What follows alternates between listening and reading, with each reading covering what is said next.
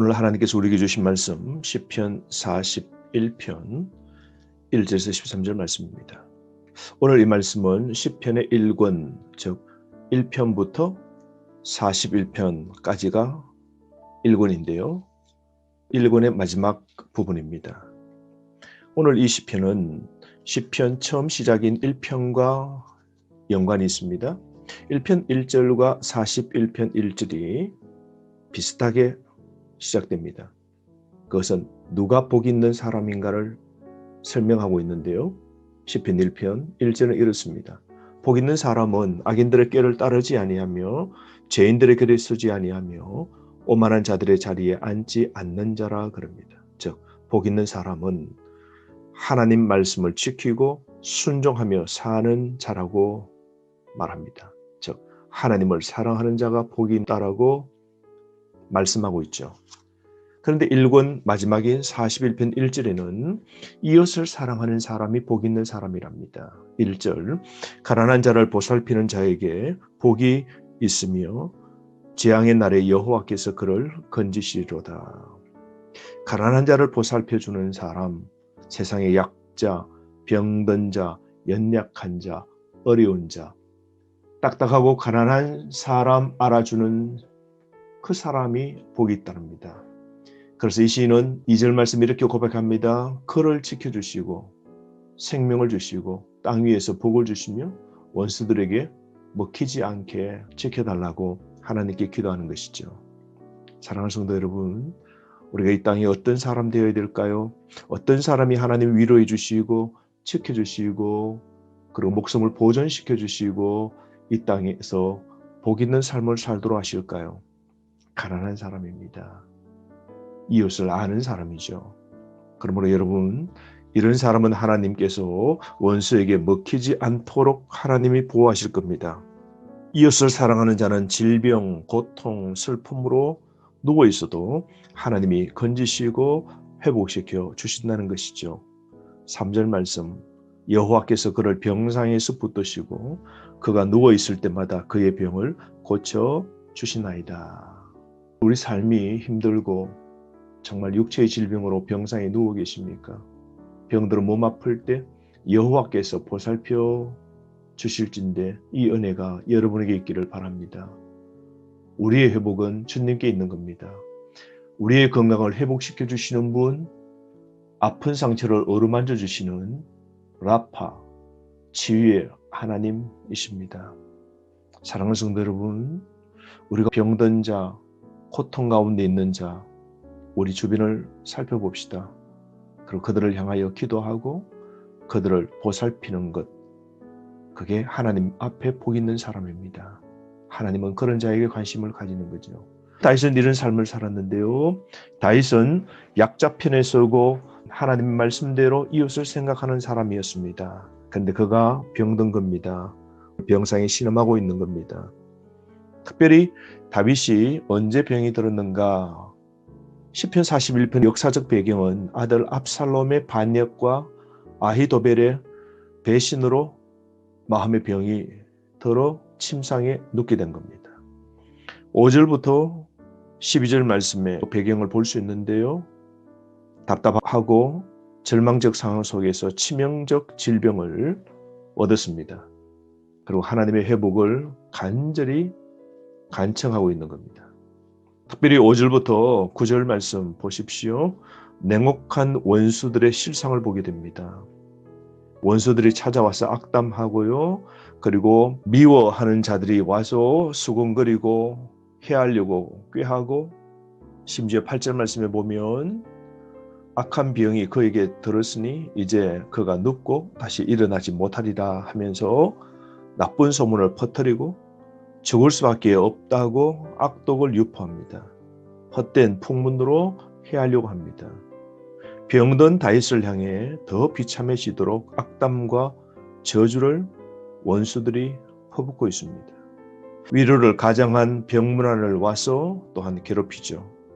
지속적으로 음식을 나눌 수 있었던 친구로부터의 배신 때문에 더 고통스러워합니다. 9절 말씀, 내가 신뢰하여 내 떡을 나눠 먹던 나의 가까운 친구도 나를 대적하여 그의 발꿈치를 들었나이다. 오늘 이 구절은 특별히 예수님께서 마지막 만찬하실 때 너희 중에 하나가 나를 팔리라 라고 말씀하시자 제자들이 서로 보면서 의심합니다. 그때 예수님께서 이렇게 말씀하십니다.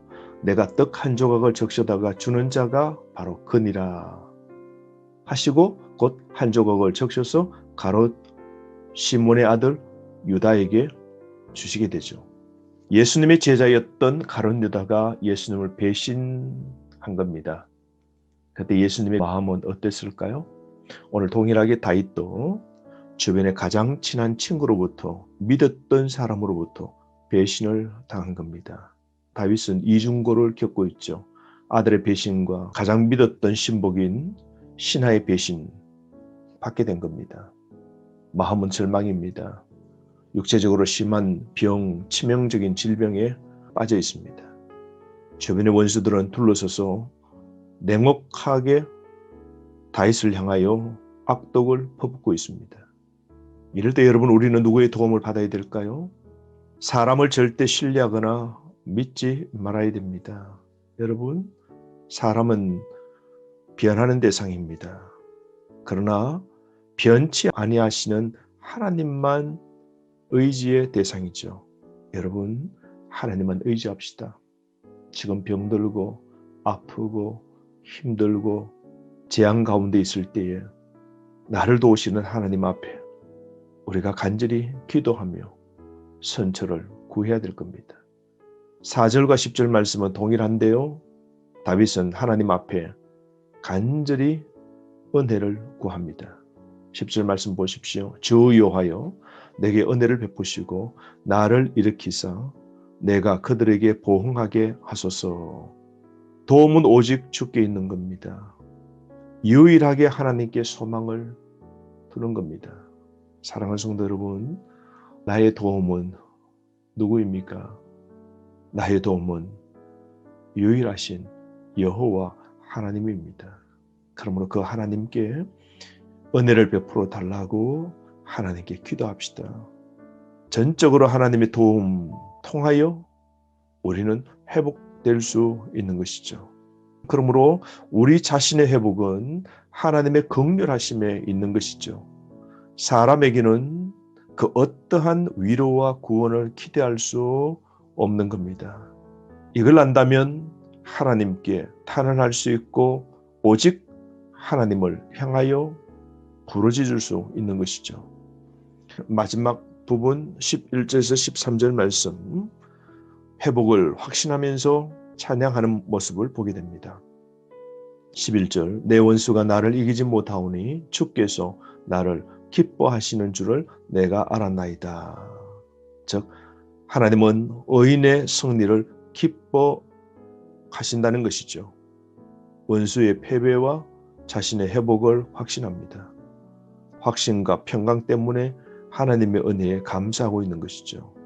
12절 말씀, 주께서 나를 온전한 중에 붙드시고 영원히 주 앞에 세우시나이다. 즉 온전한 생명이 회복된 가운데 주 앞에 서게 될 것임을 소망하고 있는 것이죠. 그러므로 여러분 오늘도 하나님의 세우심을 입고 영원히 살아갑시다. 13절 말씀 마지막입니다. 이스라엘의 하나님 여호와를 영원부터 영원까지 송축할지로다. 아멘 아멘. 슬픔과 근심과 고난이 다 사라지고 영원한 평강이 넘치고 있습니다. 여러분 우리가 할 일은 영원부터 영원까지 하나님을 찬송해야 됩니다. 매일 삶 속에서 끊임없이 찬송합시다. 나음을 입고 구원받은 성도의 마땅한 행위가 찬양입니다. 병상에 누워있고 신음하고 절망 가운데 있고 주변의 사람들이 배신하고 나를 향하여 험담할지라도 낙심하지 맙시다. 하나님께 은혜를 베풀어 달라고 기도합시다. 우리에게 도움을 주시는 분은 오직 주님밖에 없습니다. 오늘도 우리의 유일한 소망 되신 주님을 의지하고 그 주님 바라보고 오늘 하루 힘있게 말씀 붙잡고 승리하는 삶을 사시기를 간절히 바랍니다. 하루 말씀 통하여 승리하시길 바랍니다.